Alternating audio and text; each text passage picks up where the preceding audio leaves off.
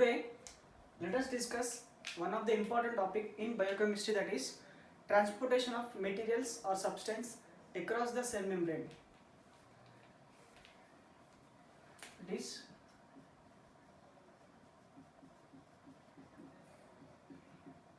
transportation across membrane.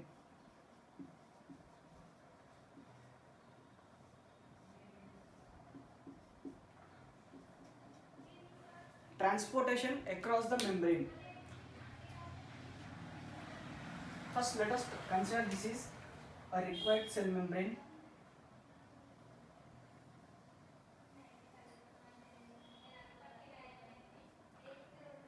Let us consider this is our cell membrane, which is lipid bilayer. Inside it consists of lipids,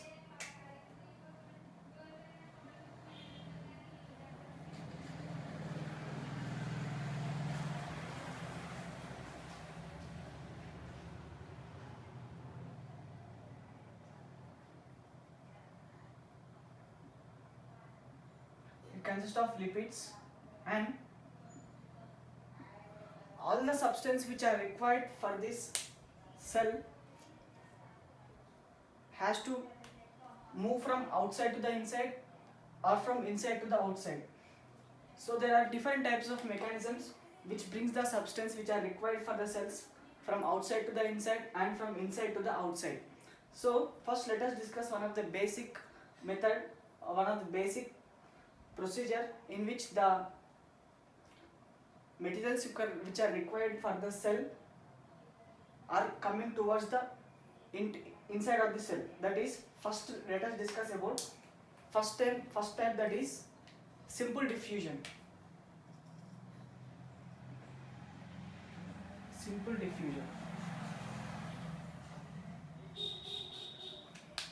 What is simple diffusion? Simple diffusion is movement of any molecules or any substance from higher concentration to the lower concentration towards the concentration gradient. Now consider oxygen. Let us consider oxygen. The concentration of oxygen in extracellular fluid is greater than that of concentration of oxygen which is present in the intracellular fluid.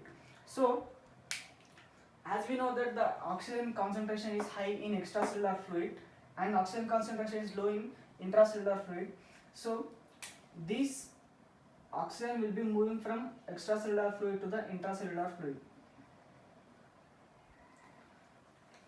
Oxygen will be moving from extracellular fluid to the intracellular fluid, or extracellular space from extracellular space to the intracellular space. So here oxygen is moving from outside of the cell to the inside of the cell directly without any help of ATP. No ATP will be utilized. There will be no ATP utilized, and these are towards the concentration gradient. Concentration gradient. They are towards the concentration gradient, and these are lipid soluble.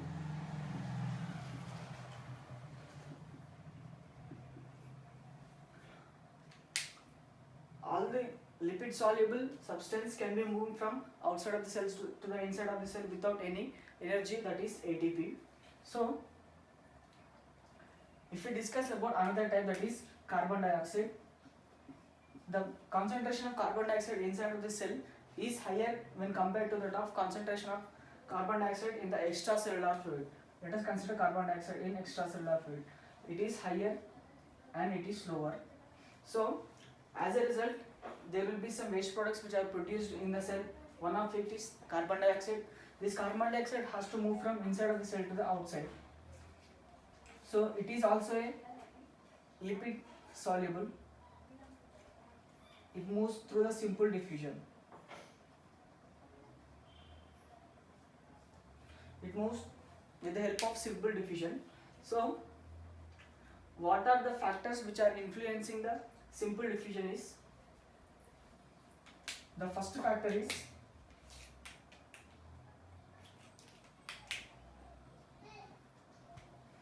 This simple diffusion is directly proportional to the concentration gradient.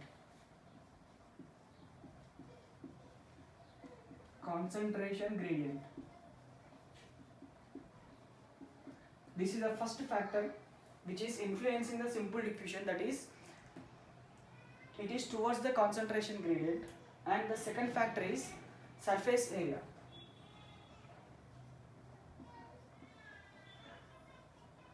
This is the second factor which is influencing the simple diffusion, that is surface area. As the surface area is larger, then the simple diffusion will be more. Rate of simple diffusion will be more in case of surface area. It is directly proportional, and it is also directly proportional. Now next one is molecular weight. Molecular weight. If the molecular weight will be low, then simple diffusion will be higher. It is inversely proportional. Simple diffusion is directly proportional to the concentration gradient and surface area, and it is inversely proportional to the molecular weight. So this is about first method of transportation of materials from outside of the cell to the inside of the cell, that is simple diffusion, where no energy will be required and it is towards the concentration gradient, and it is also called downhill process. It is the downhill process. It is the downhill process. This is about first type, that is simple diffusion. Now let us talk about one more type of method through which the materials can be passing from outside of the cell to the inside of the cell.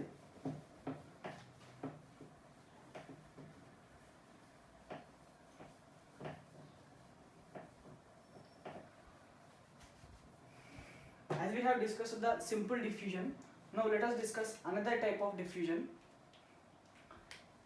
Let us consider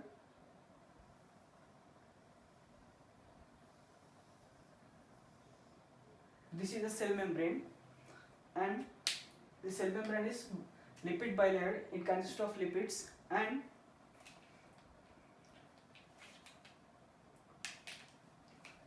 let us discuss the transport of glucose from outside of the cell to the inside of the cell, and transport of sodium ions or transport of calcium ions. Now let us consider any glucose molecule or sodium ions or calcium ions. How these type of substance like glucose, sodium and calcium ions can be entered into the inner side of the cell. Now first let us discuss about the transport of glucose from outside of the cell to the inside of the cell. This glucose cannot directly enter into the cell, but the insulin will alter the insulin will be activated. Because of activation of insulin, the glucose can be entered into the cells. Let us consider, this is the, as we know that this is the cell membrane. On surface of cell membrane there are special receptors. There are special receptors for the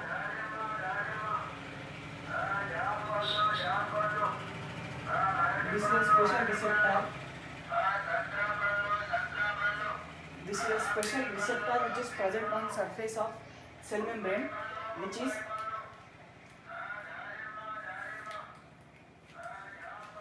this receptor is specific for insulin. This is insulin. So this is called insulin receptor.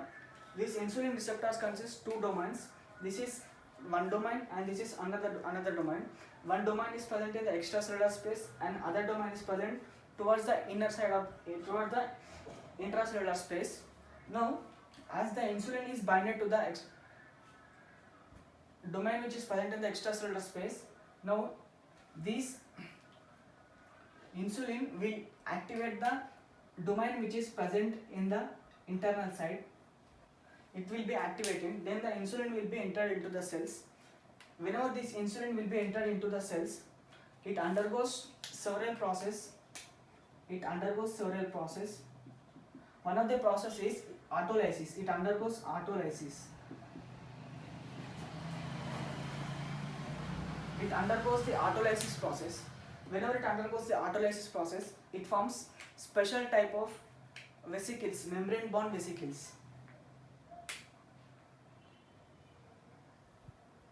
Let us consider these are the membrane bound vesicles.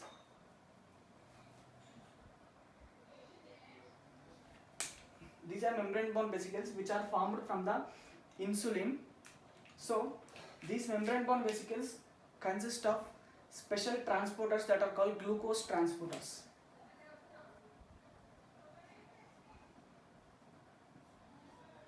These are the glucose transporters.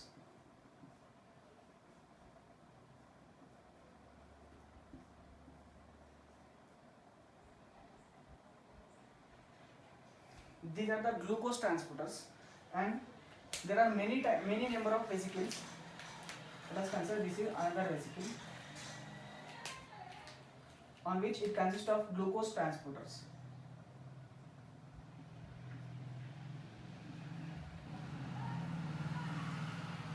Now, whenever this autolysis takes place, these glucose transporters which are present on the surface of these vesicles will get activated. Whenever these glucose transporters are activated, they will be coming towards the cell membrane. These vesicles will be traveled from middle part of this cell to the cell towards the cell membrane. As a result, it forms special structure here, and here there will be glucose transporters.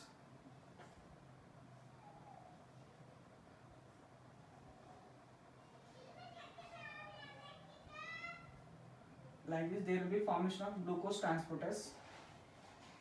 So, whenever there is formation of glucose transporters, now this glucose can enter easily from these glucose transporters.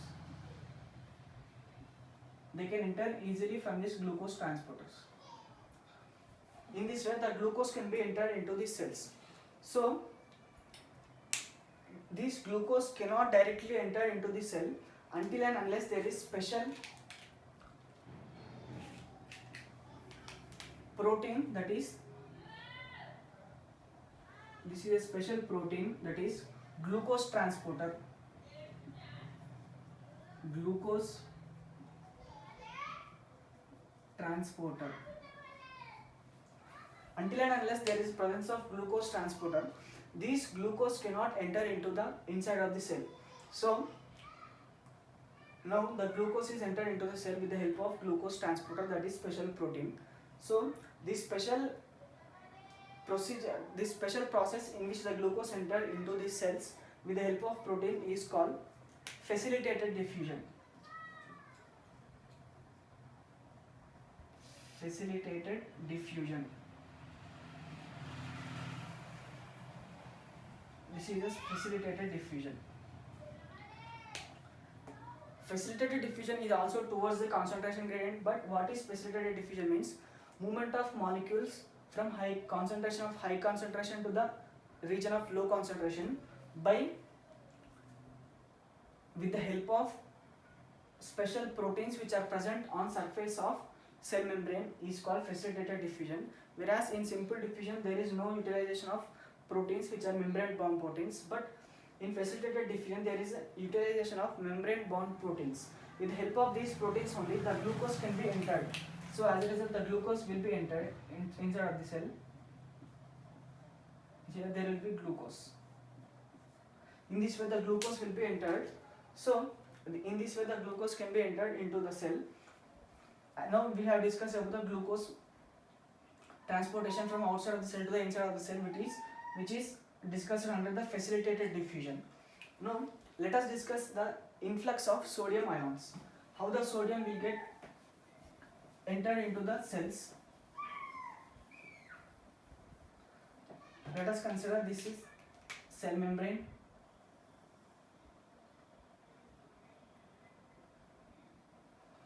let us consider this is a cell membrane, and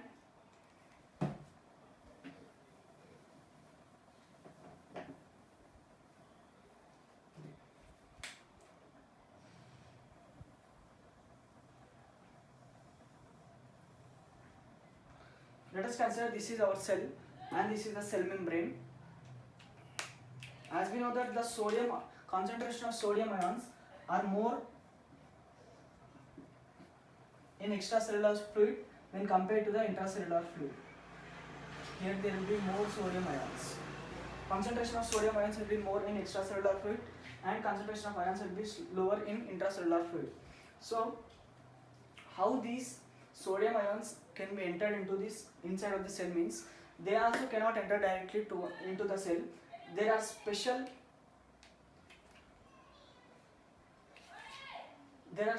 transporters that are amino acid transporters. Let us consider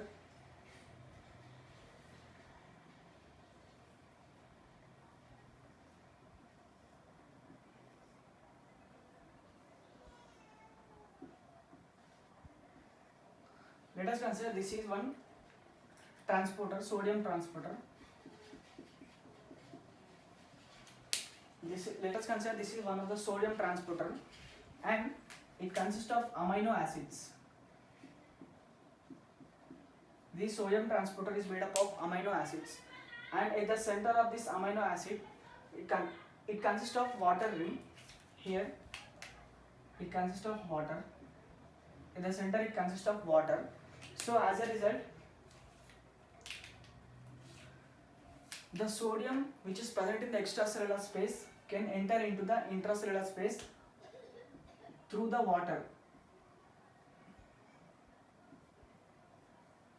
These are water, so it is water soluble, so as a result they can enter from outside of the cell to the inside of the cell through the water. So in this way, this is the first pathway. By using the sodium transporters, this is the first pathway. By using the sodium transporters is called sodium. These are called sodium transporters through which the sodium can enter from outside of the cell to the inside of the cell. And there is another pathway or another procedure, same. It also consists of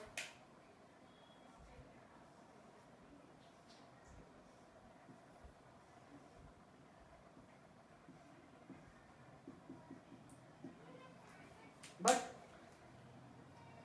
there is a special gate which is present in the inner side of this opening.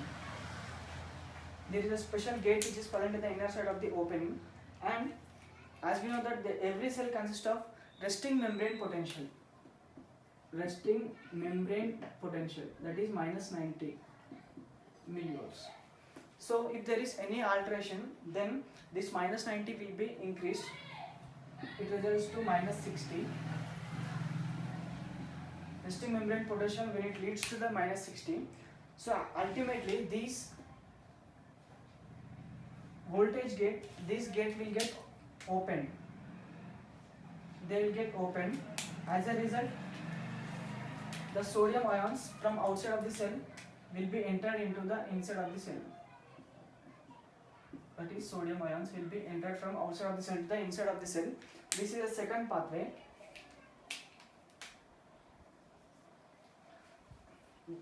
What is this pathway is called means there is a special voltage gate here. So this is called voltage gated channels. These are called voltage gated channels. These are sodium channels and these are voltage gated channels. And there is one more type of method through which the sodium can be entered inside of the cell, that is same. It consists of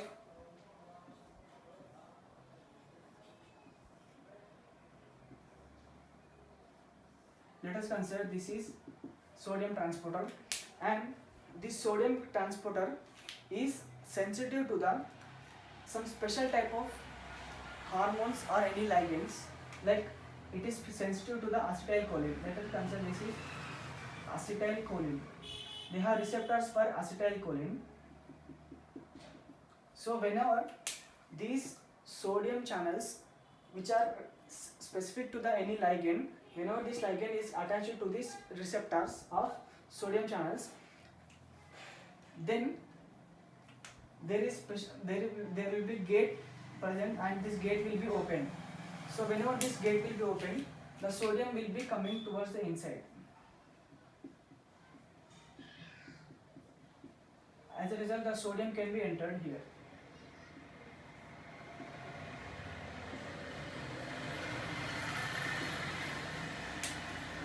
This is a third pathway. And what is this special procedure is called means, whenever these sodium channels are activated in presence of any ligand, then it is called ligand gated channels. Ligand gated channels. These are ligand gated channels and these are voltage gated channels. So in this way the sodium can be entered into the cells and glucose can enter into the cells. This sodium can enter into the cells by three methods. The one is directly through the sodium channels, and second one is with the help of increasing the resting membrane potential from -90 to the -60. As a result, the voltage gate will be opened. Whenever the voltage gate will be opened, then the sodium from outside of the cell will be entered into the inside of the cell. This is one procedure, and another procedure is on outer surface of this sodium channels there is special receptor for the ligands like hormones. Whenever any ligand like acetylcholine will be attached to these receptors, there is special gate present on surface of this. So whenever this acetylcholine will be attached here, this gate will get opened. Whenever this gate will get opened, the sodium ions will be entered from outside of the cell to the inside of the cell. So in this way the sodium will be entered into the cells. So this is also a part which is discussed under the facilitated diffusion. So in facilitated diffusion we have discussed about transportation of glucose and transportation of sodium ions. As we know, we have discussed about facilitated diffusion and simple diffusion.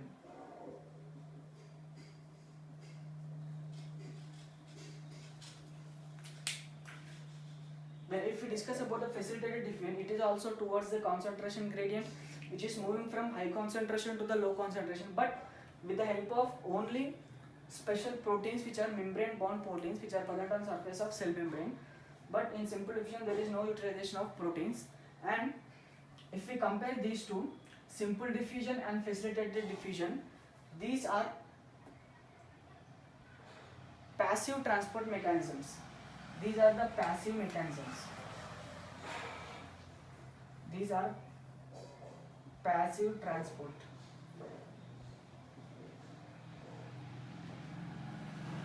Why these simple diffusion and facilitated diffusion are passive transport means there is no utilization of energy in form of ATP.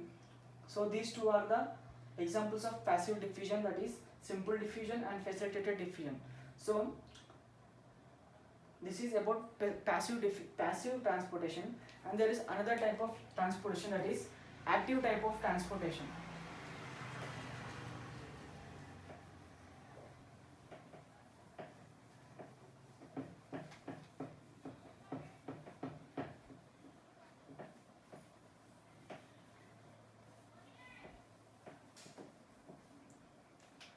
Now we have completed about the passive transportation. Now let us discuss about active transportation.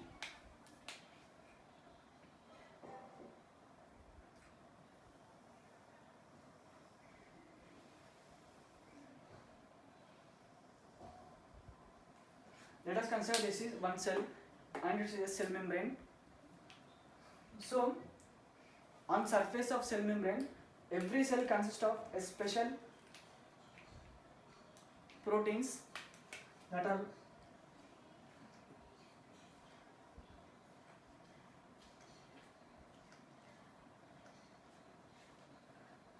the special proteins which are present on surface of cell membrane. These are the special proteins which are present on surface of cell membrane. So these special proteins which are present on surface of cell membrane consist of two different types of domains. So what are the different types of domains means, on inner side of this special transporters it consists of three domains.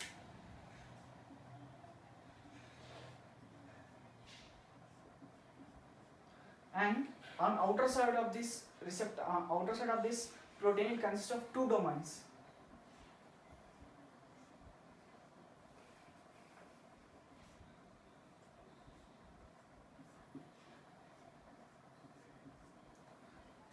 So this is a special transporter in which at the inner side it consists of three domains, whereas outer side consists of two domains. Now at the inner side there are three domains. In each domain there will be attachment of sodium ions, Na plus. There will be attachment of sodium ions towards the domains which are present towards the inner side, and here the potassium ions will get attached.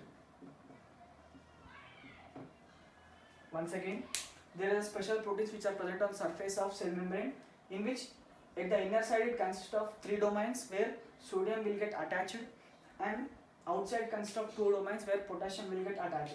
So whenever these protein which is loaded with three sodium ions and two potassium ions, there will be activation of special subunit. This is a special subunit. It will get activated. So what is the function of this special subunit? That is, it converts the ATP into ADP. ATP will get converted into ADP. So whenever these three are loaded with sodium ions and these two are loaded with potassium ions, there will be activation of one subunit, special subunit. What is the function of this special subunit? It converts the ATP into ADP. That means here the ATP will be utilized. So whenever the ATP will be utilized, there will be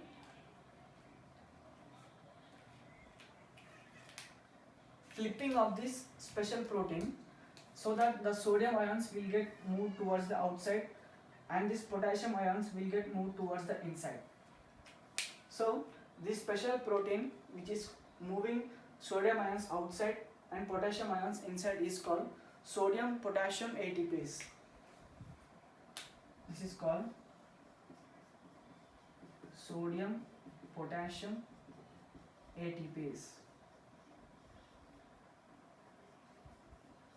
This is a special protein which is present on every cell membrane of cell, that is sodium potassium ATPase, which have three domains toward the inside and two domains outside for the potassium. Where the three domains are filled with sodium and two domains are filled with potassium, then there will be special subunit will be activated, and whenever this subunit will be get activated, it converts the ATP into the ADP. So whenever this ATP will be converted into the ADP, then there will be alterations in this sodium potassium ATPase. So as a result, these three sodium ions will get moved from inside of the cell to the outside of the cell, and from outside the two potassium ions will be moving from outside of the inside of the cell. So this is one of the this is also called active transportation. This is active transportation.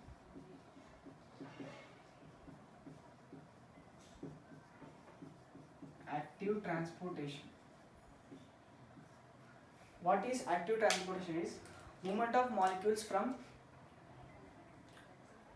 low concentration to the high concentration to against the concentration gradient. As you know that the concentration of sodium is more in the extracellular space when compared to the intracellular space.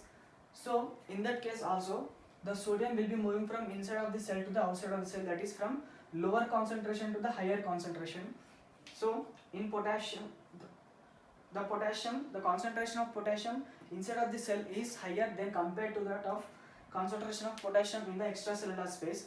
So as a result, the potassium is moving from low concentration to the high concentration because of utilization of ATP. So in this case, the ATP will be utilized. So it comes under the active transportation, that is from low concentration to high concentration, and it is against the concentration gradient. Against concentration gradient, and there will be utilization of ATP. ATP will be utilized. This is about active transport. Now, one special feature of this active transport is here the ATP will be utilized. So, whenever the ATP is utilized at the site of this active transportation mechanism, whenever the ATP is utilized at the site of transport mechanism, that special type of mechanism is called primary active transport. So this is called primary active transportation. Primary active transportation is a transportation in which movement of molecules or any ions takes place from lower concentration to higher concentration, while ATP is utilized at the site where transportation is occurring. So ATP is utilized at the site of transportation. Here only the ATP is utilized. So directly the ATP will be utilized in this area. This is called active transportation, primary active transportation, that is called sodium potassium ATPase, or also it includes calcium ATPase. It also includes calcium ATPase.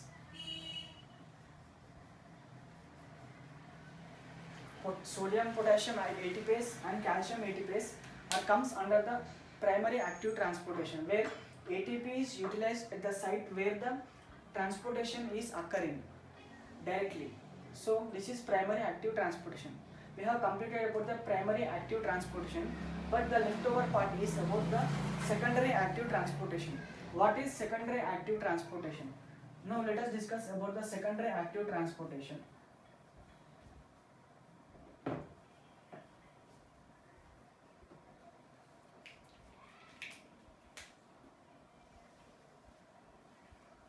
What is secondary active transportation?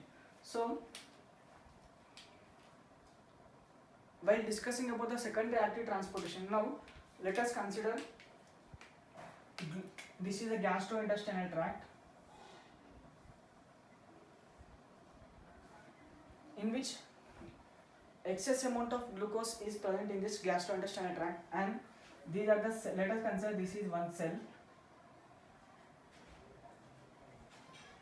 This is one cell of the gastrointestinal tract, and this membrane which is present towards this lumen is called luminal membrane, and the special membrane which is present opposite to this is called basal membrane.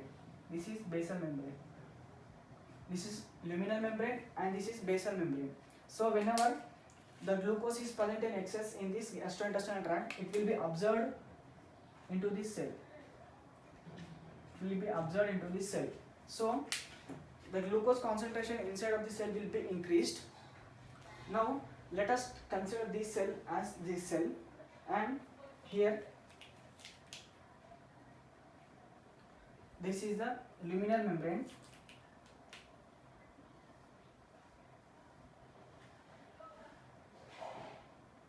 Let us consider this is the luminal membrane, and this luminal membrane consists of special receptor or special transporters. Like, let us consider this is one transporter,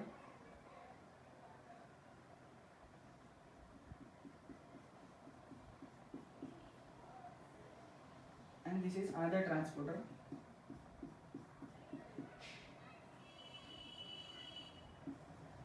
Let us consider these are the three special transporters on surface of luminal membrane. Now these special transporters are called glucose transporters. These are called glucose transporters. Now, these glucose transporters have two domains. They have two domains.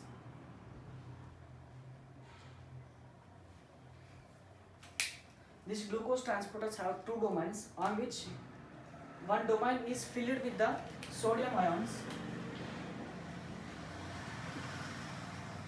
It is filled with the sodium ions, and the other domain is filled with the glucose molecule.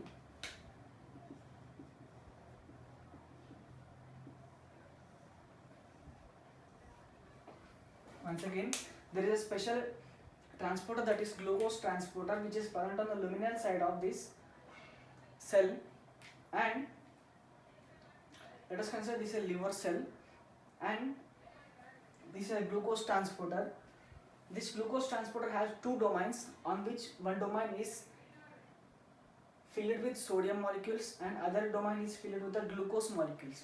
Now, as we know that the sodium concentration which is present in the extracellular space is higher than that of intracellular space. So as a result, the sodium is moving from high concentration to the low concentration, and the glucose which is transporting from outside of the cell, outside is low concentration and inside is high concentration. So as a result, the glucose is transporting from low concentration to the high concentration. So in this way, the sodium is moving from high concentration to the low concentration, that is toward inside the cell, and the glucose is moving from low concentration to the high concentration, and it is also moving towards the inside of the cell. So this is the sodium molecule and it is a glucose molecule.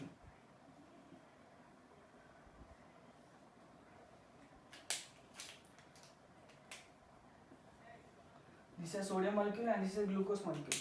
This sodium molecule and glucose molecule, these two are entering into the inside of the cell directly. So these, as a result, when two molecules, one is glucose and other one is sodium, these or any other two molecules which are entering into the cell is called co-transportation. This is called co-transport. This is called co-transportation, or it is also called symport.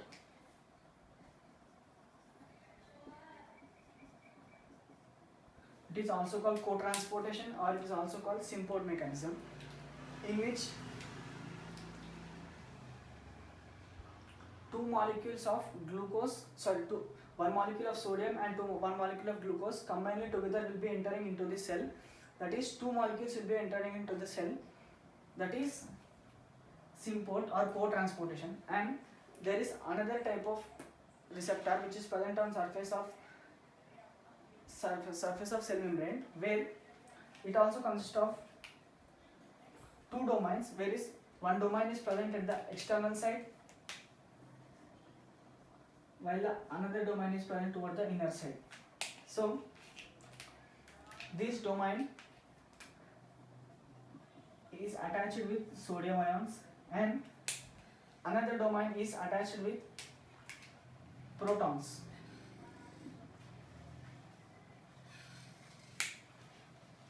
So in this way, one is attached with the sodium ions and another domain is attached with the potassium ions. And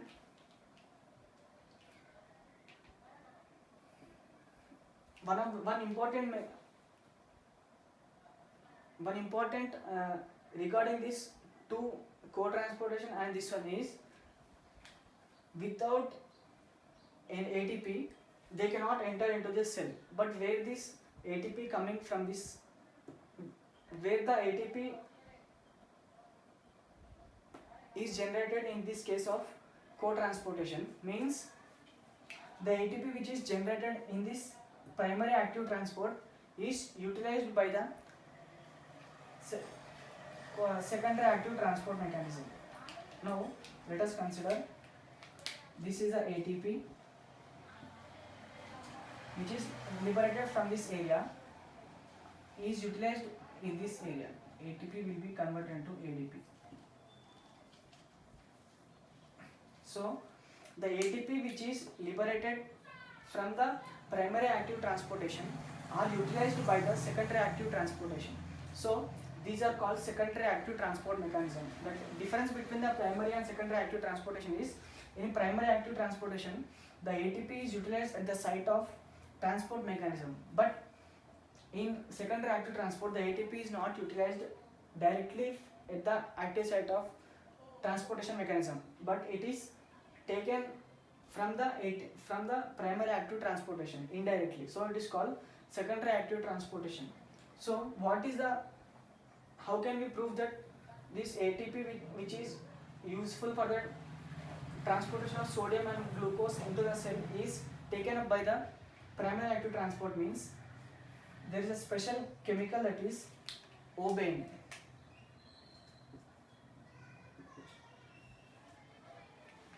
So whenever this liver cell is exposed to the obein, the main function of this obein is it will block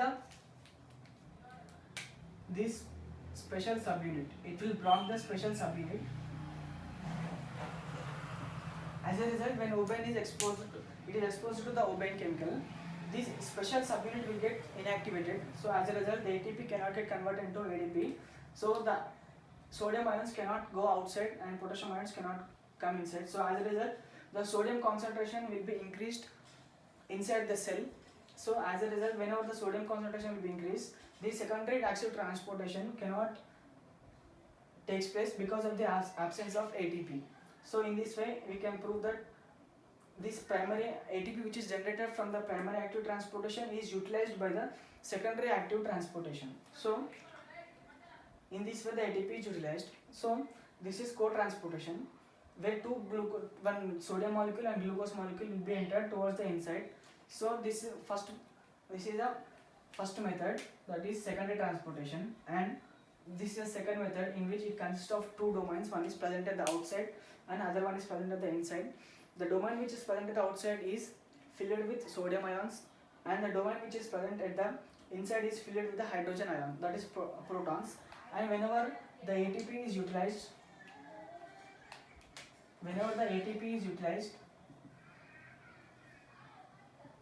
ATP will be utilized, then these sodium ions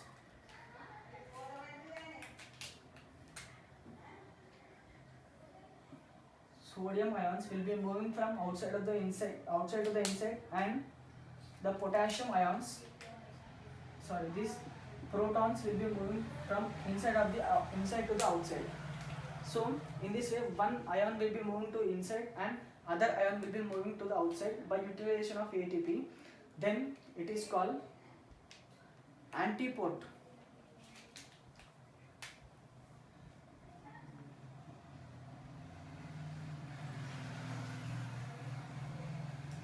This is co-transportation and this is antiport, and there is another type of mechanism through which it consists of special domains. Let us consider this is special domain in which it is specific for the amino acids.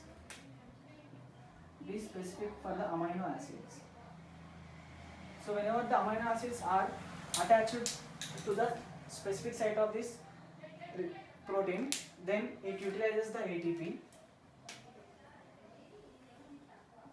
indirectly, and ATP will get converted into ADP.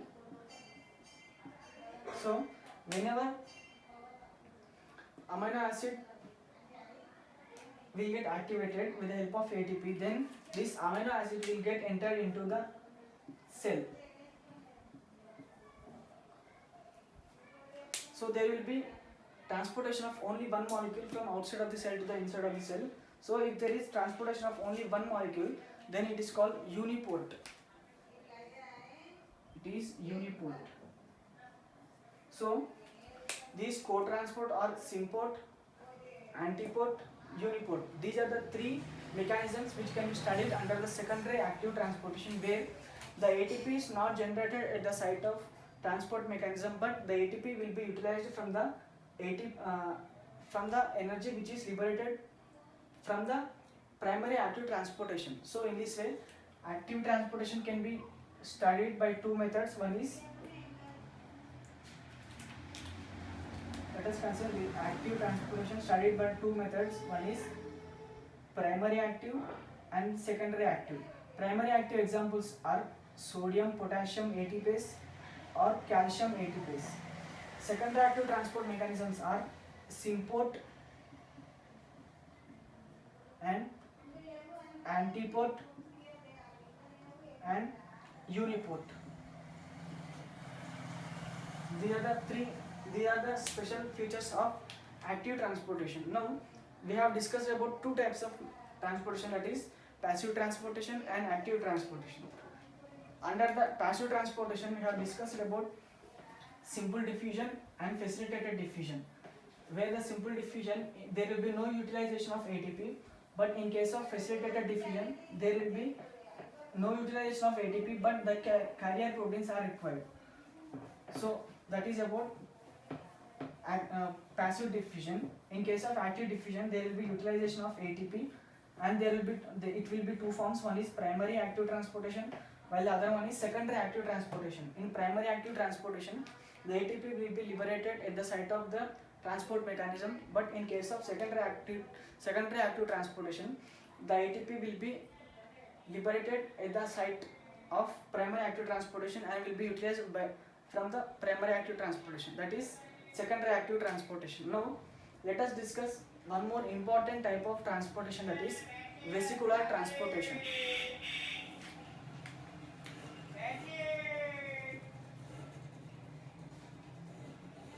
Vesicular transportation.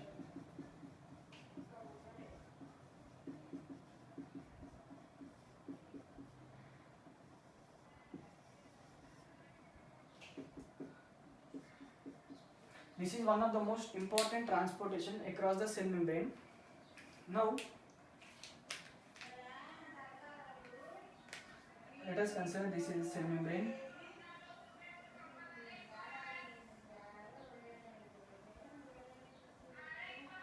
Let us consider this is the cell and this is the cell membrane.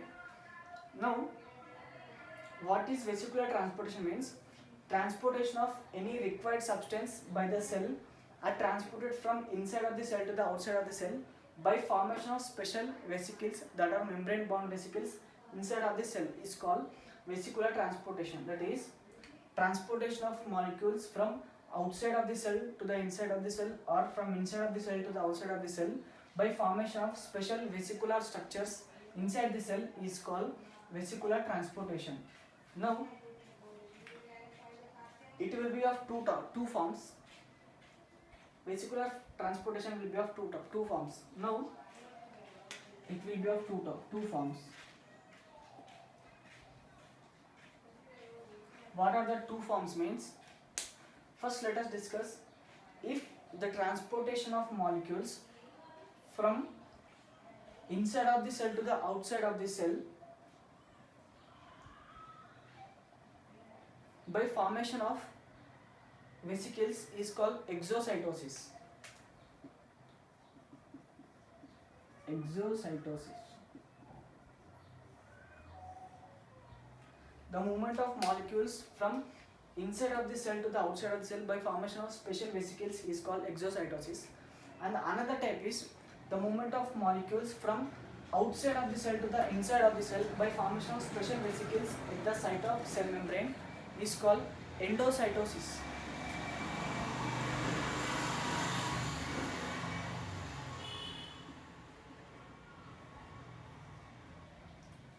These are two forms, one is exocytosis and endocytosis.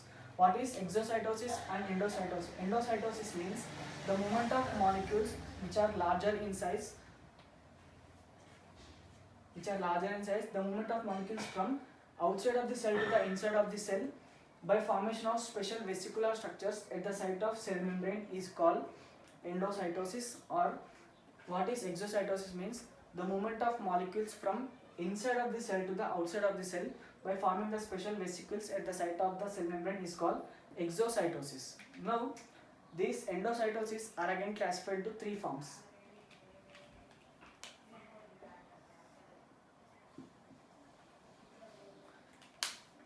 endocytosis can be studied by three forms. Now, let us consider in first method, that is inside the cell it consists of fluid and outside also it consists of fluid. Let us consider this is the fluid and inside also it consists of fluid. So the fluid which is present in the extracellular fluid will be forming a special structure like this, in which it consists of fluid. Now these special invaginations will be increasing in size. It will get increased in size. So, and whenever the size is increasing, it will get detached from this area and it results in formation of special vesicle. Now the special vesicle which is formed will be moved towards the inside. So this is vesicle, membrane bound vesicle. This is membrane bound vesicle, in which it consists of fluid filled water inside this area, inside the cell. So this vesicle which is formed from these depressions of cell membrane, in which it consists of fluid, is called pinocytosis.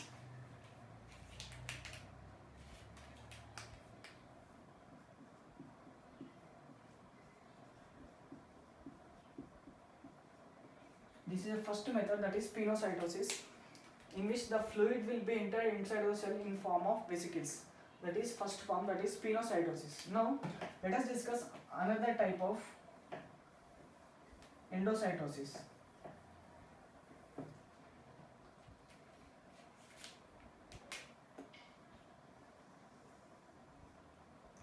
Let us discuss another type of endocytosis. So here let us consider any foreign particle. Let us consider this is a bacteria. Let us consider this is a bacteria which is present on the extracellular space. Now this bacteria will be attached to the surface of cell membrane. It will get attached to the surface of cell membrane. So before attaching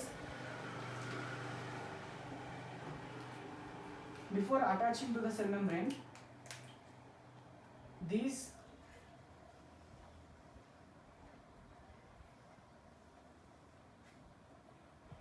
cell membrane will form special infoldings around the bacteria. As a result, it will be grabbing this special bacteria inside of the cell, and this bacteria will be moving towards this cell membrane.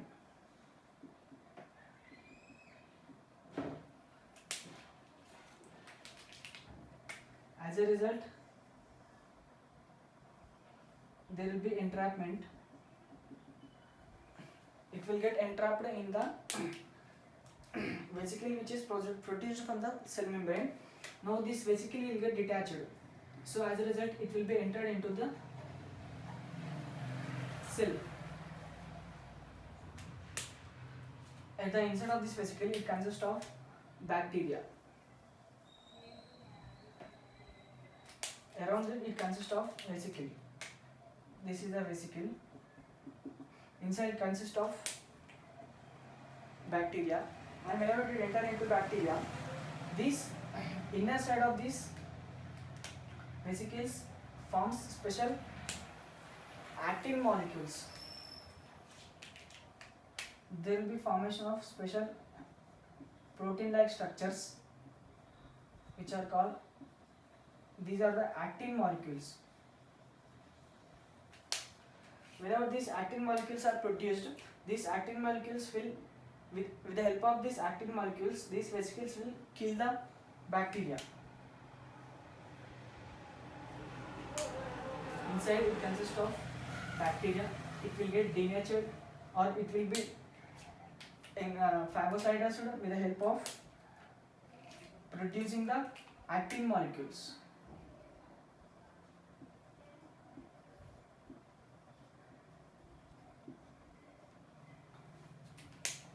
In this way, this is called phagocytosis.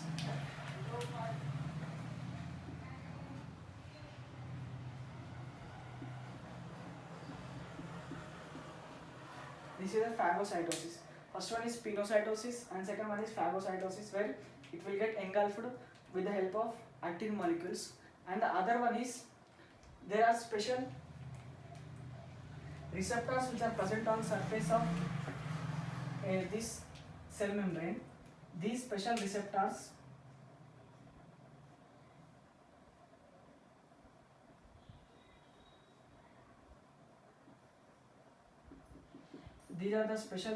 which are present on surface of the cell membrane. These special receptors are sensitive to the LDL. These are called LDL receptors, that are low density lipoprotein.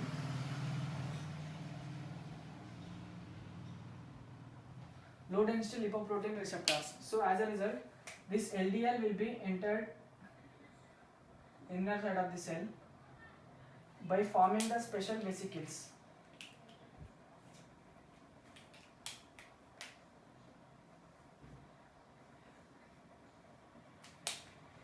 They form the special vesicles in which it consists of LDL, low density lipoproteins. In this way,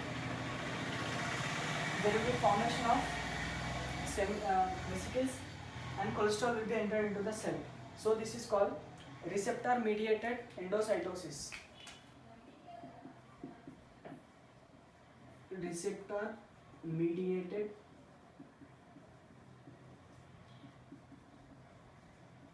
endocytosis. So there are three types of endocytosis, that is pinocytosis, phagocytosis and receptor mediated endocytosis. We have studied under the endocytosis. Exocytosis is nothing but there will be formation of vesicles